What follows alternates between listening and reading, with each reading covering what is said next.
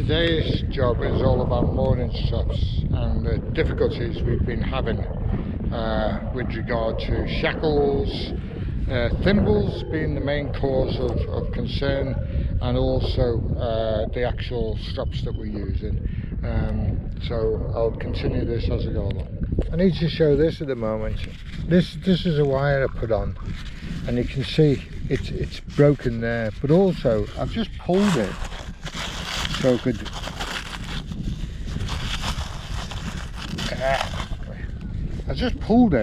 could take that off, and then it just snapped literally through pulling it.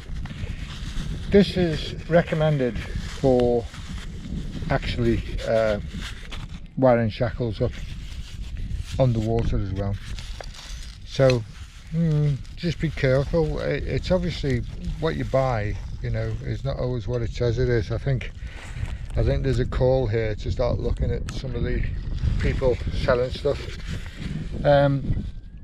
Here what I've done, I've used some garden wire which is copper and plastic coated. Hopefully that'll hold, and I put some straps on as well. And I'm just getting very worried about when you buy something, it's not what you thought you were getting. And you know, I mean, as I say, this is a prime example. This thimble, it's less than 2 years old, 3 years old, and look at it, it really is shot, and I'll show you the other ones later. So what have we ended up with? We've ended up with a new strap, 8 ply, and a shackle with a new thimble. And unfortunately that shackle was a bit too, the shackle was a bit too small, so I need to replace that with a new one. But I've got another strap on as a backup anyway. Got a new one there, and that's a good shackle on that anyway. So that's where I'm up to at the moment. I need to replace this with a longer one, longer strap, and I've left the old one on as a backup. And unfortunately I just missed that. That just literally, the thunder and lightning from that was absolutely awful, and I just watched it go by while I carried on working. How good is that? These are the shackles I was referring to earlier. You can see this one.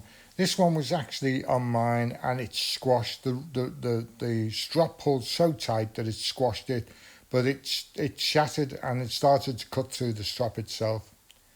This is one we removed off a boat that had broken loose, and you can see that sharp edge. There's nothing been done to that. That's how polished it was when it cut through the strap, and literally the rope, the boat ran free.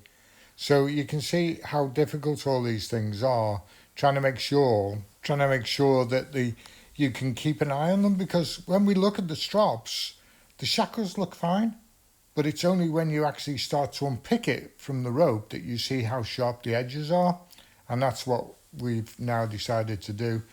We've also know that 3 ply is no good in our situation, because that unravels and in itself starts to chaff and break free. So 8 ply is the minimum to go. We are looking at various solutions, but just to be aware, if you depend on your thimbles and shackles, to keep a close eye on them, because we found this year that they've been the biggest problem to our moorings.